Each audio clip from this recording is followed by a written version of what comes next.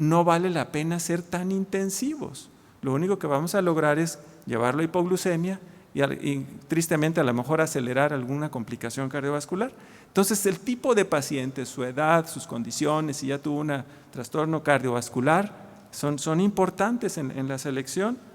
El riesgo de hipoglucemia, si el paciente está teniendo hipoglucemias reiteradas y estamos en un tratamiento con sulfonilureas o estamos en un tratamiento con insulina, obviamente que es un factor a considerar y que tendremos que ver si hacemos una sustitución o un ajuste del tratamiento que esté dando la hipoglucemia. Otra parte importante, ¿para qué le alcanza al paciente para comprar medicamentos? Los costos. Pues sí, los medicamentos nuevos son excelentes, maravillosos, pero a veces el paciente no los puede comprar, no los puede sufragar. Si está en un sistema de salud que se los dé, excelente, pero eso no ocurre en muchos casos. Entonces también es una parte que uno tiene que considerar costos, y esto nos lleva a la parte que pues han ya insistido mis colegas, ¿no? Individualizar el tratamiento, y para individualizar el tratamiento, pues ahorita espero que nos hagan muchas preguntas. Muchas gracias.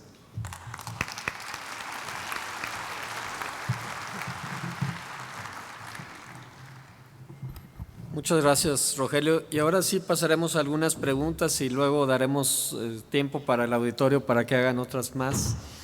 Yo lo primero que quisiera preguntarles, y que la opinión sea corta, breve, concisa, que sea buena, porque no queremos mucho rollo, es: ¿las metas deben de ser glucocéntricas o deben de abarcar otros aspectos en el paciente? Pero ahora vamos a olvidarnos de la equidad de género. Ya Raquel empezó hablando, ahora le toca a Chuy. Ya te vi agarrando el micrófono luego, Raquel, pero ahora nos vamos a olvidar de la equidad de género. Chuy. El problema de glucosa es uno de los problemas del paciente con diabetes. La obesidad, la hipertensión arterial, la alteración de lípidos, el problema de infecciones asociadas ameritan considerarse de manera integral. Y dentro de eso, cuidar detalles que muchas veces pasamos por alto: retina, pie diabético, neuropatía. Ok. Raquel, bueno, ¿qué opinas de las sí. metas conjuntas?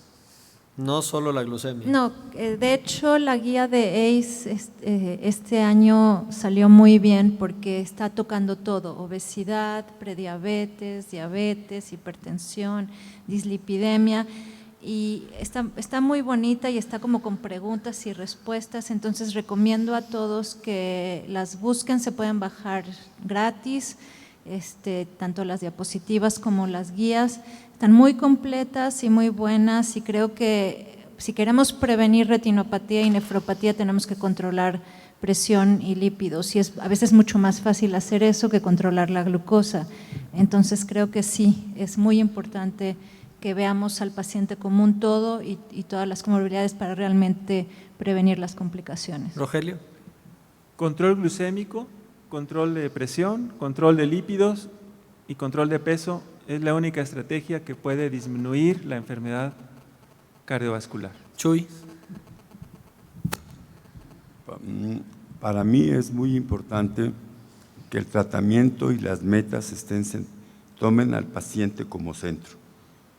Si el paciente no cambia de conceptos o de actitudes, muchas veces es difícil que acepte la proposición del médico. Si sigue pensando que tener diabetes no tiene salida, hay que convencerlo que sí la tiene. Y luego las metas que nosotros le proponemos no deben ser las que se adopten, son las que negociemos con él y él acepte. Y esto tanto en glucosa como en presión arterial, como en colesterol o en triglicéridos. Entonces, parte precisamente de las guías últimas es que todas dicen: nuestro sistema de atención tradicional debe evolucionar, no es el paciente el que da la orden, somos un equipo de salud en el que parte es la decisión del médico, del especialista, del oftalmólogo, del cardiólogo, pero parte importante es un paciente bien educado y bien formado. Oigan, pero no me han sacado del apuro. Nada más dicen que todo eso se debe corregir, pero por ejemplo a sus pacientes les pides una meta específica de peso, porque si pusiste, Raquel, y si Sí. pusiste, Rogelio, la hemoglobina debe estar en 7 y la negocias a 6.5 o hasta 7.9, pero en peso, ¿qué nos dices? Bueno, debe haber una reducción de 5 a 10% en el peso original para que empiece a haber cambios en la resistencia a la insulina y todo. Obviamente que si el paciente puede bajar más y puede llegar a su peso ideal sería lo mejor, pero sabemos que el tratamiento de la obesidad no es una cosa sencilla. Entonces, si logramos, aunque sea bajar ese 5 a 10% para reducir la resistencia a la insulina, yo creo que estamos de gane. Rogelio, ¿cuánto le pedirías en hipertensión? ¿Hay alguna cifra? Abajo de alguna 140. guía? Abajo de 140. Sí, sistólica y abajo de 90 o menos de diastólica. Y Chuy. Hablaron del peso y yo sé que más adelante van a tener una presentación específica para esto, pero quienes manejan cirugía bariátrica dicen que la cirugía debiera ser también parte del tratamiento de la diabetes mellitus. Y estoy seguro que vamos a escuchar algo que no vale la pena redundar en este momento, pero es posible que en obesidad, teniendo la dificultad para que el paciente siga el plan de nutrición adecuado a largo plazo, para que aunque le demos más peso a la cuenta de carbohidratos, ya más que a otra cosa, y digamos al menos lleve cuenta de cuántos carbohidratos ingiere en desayuno, comida y cena, no deje el plan de ejercicio. La verdad es que con el tiempo, la posibilidad de buen resultado sí nos debe hacer pensar en, ¿estamos tratando bien el sobrepeso o la obesidad en el paciente con diabetes? La pregunta iba porque ahorita si nos toca discutir si vamos a dar monoterapia, si vamos a dar terapia combinada, el hablar y centrar la discusión solo a la glucosa como que no es adecuado para centrar el tratamiento de los pacientes. ¿Ustedes opinan que la monoterapia debe de seguir siendo la piedra angular de las guías? ¿Cuál es su opinión de la monoterapia para el tratamiento? ¿Debemos de seguir usando la monoterapia? Sí, ¿se acuerdan del esquema que puse del octeto ominoso? Si uno usa monoterapia, y la monoterapia que tradicionalmente se ha utilizado pues es metformina, porque encabeza la mayor parte de las guías, atiende 3 de las causas, ¿no?, del octeto ominoso, de las causas que explican la hiperglucemia. Entonces, uno podría decir, bueno, me funciona bien en un principio, y eso vemos que ocurre, pero los pacientes fallan. Y si uno quiere obtener metas y obtener sostén en las metas, en mi opinión debe ser una terapia combinada desde el principio del diagnóstico. Dual, vamos a ponerle para empezar. Raquel. bueno, yo lo que hago es que generalmente inicio con metformina y muy pronto escalo a la terapia combinada. O sea, no me espero a que si están controlados o no. Simple y sencillamente me gusta separar los medicamentos de inicio para ver los efectos adversos ¿Pero por qué que no le tiene das el juntos paciente. desde el principio? Por los efectos adversos. ¿Cuál? Esa. Bueno, a mí en lo personal me ha pasado muchas veces que empiezo con terapia dual y empiezan con efectos adversos y nunca sé si era a uno o al otro fármaco. Cuando dices terapia dual, generalmente Hablo de metformina y inhibidores de la DPP4. efectos secundarios de la combinación. En lo personal me Pues gusta tiene metformina. separar metformina, Metformina pero suele lo tener junto. efectos. Metformina suele tener y entonces empiezo la metformina poco a poco, inicio la terapia dual, o sea, inicio luego el Tengo inhibidor permiso de la- para ir, es un debate, ¿no? Sí. Entonces podemos Sí, ir. pero hay que darle chance a Chuy que levantó la mano antes de No, volver perdón, a no volver lo a vi. eso, porque como Doctor lo Chuy tienen Ríos. del otro lado y sin micrófono nada más. Es que luego me entusiasmé con lo que dicen y se me va olvidando a donde yo quería llegar. A mí se me No, puede lo olvidar que que darte quiero la decir palabra luego. Es que no es el problema tanto el fármaco. Para mí la orientación de cuál es el paciente. Es un paciente que yo detecté mediante algunas de las pruebas de escrutinio que es asintomático, que tiene valores limítrofes de glucosa, pues tal vez en un principio hasta le dé la oportunidad de que baje de peso y en unos meses decidir si doy el primer medicamento. Y luego, bueno, tengo intolerancia, hay limitantes porque hay contraindicaciones para el empleo de la metformina. Mi paciente tiene datos de nefropatía, cuando menos el 30% de los pacientes tengo que saber que no la voy a dar. Sin embargo, a donde quería llegar, si doy metformina, yo ya sé que a plazo de un año el 25% ya no está dentro de meta, y eso que eran pacientes recién diagnosticados. Pero si doy los otros hipoglucemiantes, con las características del paciente, sulfonilureas, a poco tiempo, más de un año o dos, el 60 y tantos % requiere un segundo fármaco. Si doy tiazolidina dionas, igual a 3, 4 años, el 60 y tantos % requiere un segundo fármaco. Si doy inhibidores de TPP4 como primera intención, a 2, 3 años, 4, necesito un segundo fármaco porque ya no tengo meta. Ese sería lo primero. Lo segundo, ¿cómo diagnosticamos al paciente en México? Decimos, tienes reciente diagnóstico. No es cierto. Le hice el diagnóstico con glucosas de más de 200. Si tuvieras diabetes de reciente diagnóstico, tendrías 140, 150. Entonces, a la mayoría de los pacientes… Yo creo que, Chuy, estás poniendo una parte muy importante, porque de hecho la pregunta de la monoterapia llevaba jiribilla, como dicen por ahí. El chiste no es si la monoterapia es la piedra angular del tratamiento o no. Tú lo pusiste otra vez en el centro. La manera en la que el paciente llega en el momento en el que tú lo ves. Así es. Esa parte es la parte más importante para la elección de si voy a utilizar monoterapia, terapia dual o terapia triple. Y mi problema es costos. Mi problema no es costos. Yo vengo de Monterrey y allá sí hay lana para pagar. Pero la realidad es pero que… ¿a poco sí gastan? Tienen lana, pero no se la gastan. No, es que… La realidad es que la pregunta iba encaminada a cómo poder establecer cuándo voy a seguir la guía y cuándo no. De hecho, Chuy, así me recordaste lo que puso en la última diapositiva Raquel. Volvamos al pasado, cuando te oí decir que les daba chance a la pura dieta, cuando todos los algoritmos dicen que hay que empezar con una terapia junto con la dieta. Y entonces me sentí en esa película de Volver al Futuro, ¿verdad? Me sentí así, medio raro, ¿verdad? No me hagas sentir del pasado. Es que me fui con los pacientes que, por ejemplo, están en el límite de la prediabetes o el diagnóstico no lo tengo confirmado, tengo que hacer algo más. Vale la pena, pero no lo niego, ¿eh? A como llegan nuestros pacientes, yo también uso terapia dual. Okay. Y en cuanto a volver al pasado, me refería a las costumbres del pasado para prevenir la diabetes en general. Pero yo… ¿Qué tan pasado? Antes de que hubiera jarabe de maíz de alta fructosa, por ejemplo, y que se lo pusieran absolutamente todo lo que consumimos sin saber, como el pan. Ya te quiero ver yogurt, haciendo tortillas de nixtamal para comer. El problema de esto es que esa circunstancia es poco probable que suceda. La terapia en monoterapia, como estaba diciendo ahorita Chuy, tiene una falla sistemática.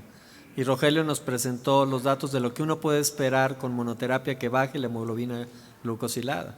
Y el problema central es con cuánto llega el paciente al consultorio para tomar la decisión. ¿Cómo identificar la falla primaria a un medicamento? ¿Cuál es su definición de falla primaria a un medicamento? Al que no le baja la glucosa. En el momento en el que se lo das, no le baja la glucosa. Y todos los medicamentos tienen una falla primaria. Una falla secundaria, ¿cómo la establecemos?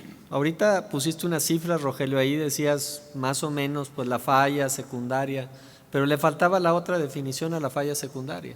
Tener la hemoglobina glucosilada alta, tener la glucosa de ayuno alta y tener que en el tratamiento la dosis máxima tolerable del medicamento para poder decir que entonces tengo una falla secundaria del medicamento.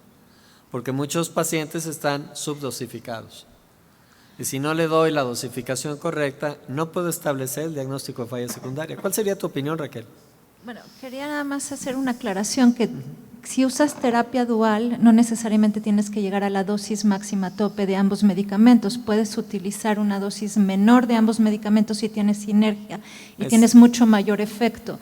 Y la realidad es que desde el 2005 que salieron los inhibidores de la DPP4, muchos de nosotros tenemos experiencia en haber iniciado terapia dual temprano y haberla continuado. Y nuestros pacientes están con hemoglobinas glicosiladas de 5.8% por 10 años, bien controlados, tranquilos, sin ningún problema, sin insulina, sin nada. Ese es un punto que mencionas muy específico, de que al utilizar una terapia combinada puedes disminuir la dosis terapéutica para disminuir los efectos colaterales. Y la realidad que esa es una de las cosas que debemos de pensar, que cuando voy a usar monoterapia estoy obligado a irme a la dosis máxima tolerable, y cuando uso una terapia combinada no necesariamente tengo que llegar a la dosis máxima. En una terapia triple, Rogelio, ¿cuál sería? Antes de pasar a la triple, quería tomar un punto así, que me ha tocado ver en varias ocasiones. Pacientes que están con un inhibidor de PP4, ya sea con metformina o solos, y que toman, vamos a suponer que tiene indicado 2 tabletas al día, y se toman una nada más. Es decir, vamos a suponer que tiene sitagliptina, y en una tableta trae 50 y en la de la noche 50. Son 100 miligramos, es la dosis única para sitagliptina. Cuando uno usa un inhibidor de PP4, quieres inhibir el 90% de la actividad de esa enzima. Y entonces el paciente, y a veces algún médico dice, bueno, pues tómese la mitad. ¿Es una falla? No, no es una falla, es una mala dosificación. Y pasa mucho, no pasa mucho, he visto algunos pocos casos, pero vale la pena mencionarlo aquí, de usar la dosis correcta y completa, antes de decir que no le funcionó, ¿no? Chuy. Yo quisiera, Fernando, preguntar también, ya que vamos a pasar a terapia triple, ¿qué piensan mis compañeros, qué piensas tú, qué piensa la audiencia de las sulfonilureas? En el congreso pasado de la Asociación Americana de Diabetes hubo alguna ponencia, por demás bonita, diciendo por qué las quitan, dónde el riesgo cardiovascular y dónde la mortalidad.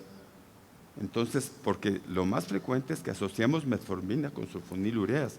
Primero Fernando Lavalle, luego Raquel y luego yo. Las es un sulfonilureas, tema bien importante. sí, las sulfonilureas para nosotros es súper importante. Sí, las sulfonilureas siguen teniendo un papel en el tratamiento, no lo vamos a negar. Es un medicamento efectivo, baja la glucemia de muy buena forma. Cuando uno quiere que el paciente rápidamente descienda la glucosa, la puedes añadir al tratamiento. Yo no creo que la sulfonilurea sea una monoterapia inicial, no creo que sea una terapia segura para los pacientes mayores de edad, y entonces lo que habría que hacer es que, para mi punto de vista, las sulfonilureas deben de seguir estando como una terapia dual, nunca como una monoterapia, porque la realidad es que como monoterapia pierden la efectividad rápidamente y uno expone a más hipoglucemia a los pacientes. Yo estoy de acuerdo en lo que mencionabas ahorita, Rogelio, de que la dosis correcta del medicamento, y la dosis correcta del medicamento depende de la combinación, porque la combinación te permite tener una dosis baja de metformin con la dosis usual de un inhibidor de DPP4, pero te permite tener una dosis alta de metformin con una dosis baja de sulfonilurea. O sea, el éxito de las combinaciones depende en cuál punto voy a elegir, si es la seguridad, si es la meta, si es la glucemia, si es el peso, y de esa manera es como voy a individualizar. Y al rato vamos a pasar a la pregunta de cómo individualizar qué terapia elegir para los pacientes. Raquel. Sí, yo quería comentar que yo he usado muchos sulfonilureas en falla secundaria de la terapia dual con metformina y inhibidor de la DPP4, pero no es como que están muy descontrolados, es que nada más están tantito arriba de 7 a 8, 8.5. Y generalmente puedo usar una dosis muy baja de sulfonilureas para volverlos a llevar a meta con una incidencia de hipoglucemia bastante baja. Entonces, en lo personal, yo prefiero siempre iniciar con metformina y inhibidor de la DPP4, y cuando hay falla, muchas veces como para no complicarle la vida a mi paciente con inyecciones o con otras cuestiones, pues si les agrego una sulfonilurea a una dosis baja, que eso me da menos riesgos, y les explico pues que tienen que comer a sus horas, que no dejen pasar mucho tiempo, que tengan sus tabletas de glucosa a la mano, etcétera, y me ha ido muy bien. Rogelio. Hace 10 años hicimos una tesis, uno de mis residentes en el GEA hizo una tesis de neuroglucopenia, pacientes que llegan al hospital GEA González en neuroglucopenia y que requerían hospitalización en medicina interna. Entonces, eran alrededor de 16 pacientes. El resultado de esa neuroglucopenia, increíblemente malo. Pacientes en coma, sin resolución. O sea, ya quedaron en coma para siempre, ¿no? Entonces, empezamos a buscar los factores que podrían haberse asociado y decíamos, pues es insulina, es que les están usando insulina en dosis muy altas o no se percataron, y era glibenclamida la que encabezaba esta triste corte de pacientes. Entonces, imagínate, si yo trabajo ahí en ese medio y veo esto, yo digo, no deberíamos usar la glibenclamida, pero eso es una generalización. En realidad hay que saber usarla bien, ya tú marcabas algunos puntos, ¿no? Esta corte era de pacientes de 60 años en promedio o más, de tal manera que son individuos más vulnerables, ya tienen el nivel de función renal no es suficiente y se toman sus 1, 2 o 3 tabletas de la combinación, y esa era la causa de la mayor casos de neuroglucopenia en el hospital donde yo trabajo. Entonces, la sulfonilureasa es un medicamento básico en México, lo ha sido toda la vida, va a seguir siendo utilizado y hay que ser pues, más racionales en su utilización. Ese sería mi punto. A mí me encanta cuando tengo un paciente muy descontrolado, un paciente que está iniciando su diabetes y está muy descontrolado, vamos a ponerles, tiene 300 de glucosa. El paciente está en buen estado, está gordito, bien hidratado, no tiene cetonas en orina, etcétera. O sea, no tiene una deficiencia fuerte de insulina. Entonces le digo, le voy a dar una combinación con sulfonilurea. Incluso no les doy DPP-4 a ese paciente. Sulfonilurea para que, ahora sí, como decimos, para que amarre, que baje bien la glucosa. Ya después, cuando el nivel de glucosa es más estable, les quito la sulfonilurea. Les pongo el DPP-4. Es una práctica personal, no está exactamente anotada ahí en las guías, pero sí, ese es el sentido de como que yo aplico a esos casos. Chuy. Nos escuchamos los expertos y digo, bueno, a los expertos norteamericanos, los médicos los toman en cuenta. ¿Cómo manejan ellos estos medicamentos? No recuerdo si es en la publicación del 2014 o es reciente, del 2015, que nos dicen, mira, prácticamente el 60% de los pacientes con diabetes mellitus tipo 2 en Estados Unidos emplean metformina. Un 20% siguen empleando sulfonilureas. Un 13 o 14% son inhibidores de DPP-4 y un 6% son las tiazolidinedionas. Entonces, todo lo que ahorita estamos presentando, digo, ¿ellos cómo lo percibirán? Porque tienen mejor grado de control de sus pacientes que nosotros. Entonces, la cifra… Eso dicen. Bueno, eso publican, si tienes razón. Del dicho al hecho puede haber distancia. Pero ahorita que escuchaba, dije, bueno, las otras gentes que habrán escuchado que siguen manejando en esta proporción. Y seguramente muchos de estos fármacos van combinados. Yo diría que el punto de la terapia triple ahorita resolvió una parte, Raquel, y vamos a volver a retomarlo. A mí lo que me interesaría saber ahorita es, ya vimos cuál es la definición de falla, ya sabemos que hay una falla secundaria, sabemos que la monoterapia no es para todos los pacientes. ¿Cuál es el paciente ideal para iniciar en monoterapia? O sea, ¿cuál es el paciente que sí debe irse a una monoterapia y cuál es la recomendación de monoterapia? Raquel. ¿Puedo hacer un comentario de lo de antes? Breve, breve el otro comentario y te pasas al siguiente. Muy breve, no, dos cosas breves. Uno es que hay mucha tendencia a que hay combinación de metformina y glibenclamida y la dosis tope de gliben es 20 miligramos y la gente tiende a decirle no, toma más, y eso es un error. porque no deberíamos nunca dar más de 20 miligramos de glibenclamida y eso puede ser uno de los problemas de tus pacientes. Y la otra que yo en lo personal prefiero usar las de generación más avanzada como la glimepiride y la glicazida. Ahora, en cuanto a iniciar monoterapia en pacientes, yo creo que sería un paciente realmente recién diagnosticado, ese que tú has estado siguiendo y tiene sus hemoglobinas glicosiladas porque tiene prediabetes y en eso sale que la hemoglobina ya está arriba de 6.5, diagnosticas diabetes y ahí lleva una dieta y todo lo demás y puede ser que le das metformina y con eso está bien. Y puedes darte el lujo de solamente continuar la metformina o el inhibidor de la DPP4 si eso es lo que tú quieres. Pero es un paciente que ha sido vigilado y que tú sabes exactamente cuándo se diagnosticó la diabetes. No es ese paciente que te llega con 200 de glucosa, que de una hemoglobina glicada de 10%, etcétera, ¿no? Yo pienso que son pacientes que son difíciles de encontrar porque generalmente no estamos vigilando a los pacientes, ¿no? Okay. Rogelio, ¿cuál es el paciente que tiene que iniciarse en una terapia dual? ¿Cuál sería el paciente para una terapia dual? Yo estaba preparado para la primera. Okay. No debería haber pacientes en monoterapia. Opinión, deberían estar con terapia dual. Ahora sí ya paso a la respuesta. Entonces, todos de inicio deberían de tener terapia dual. El punto es cuál dualidad, ¿no? Es decir, metformina encabezaría una de las dos, dual, en mi opinión, sin duda, y tendría que ser pues con alguna de las otras que existen, ¿no?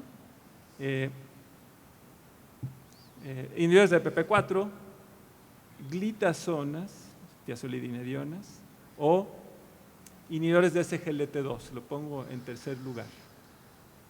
Chuy.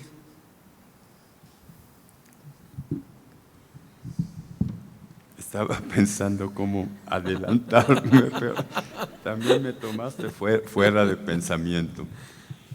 No es lo mismo que el paciente tenga hemoglobina 1C mayor de 7.5 menor. Yo para mí, quien llega con hemoglobina 1C de 7.5 es terapia dual. Antes de esto, ven que les decía que pensaría en quienes los detecté asintomáticos y demás, pero no, me adhiero mucho a lo que dice Rogelio. La mayoría de mis pacientes les inicio terapia dual desde el inicio. ¿Cuál es el paciente ideal para la terapia de metformina con una glitazona?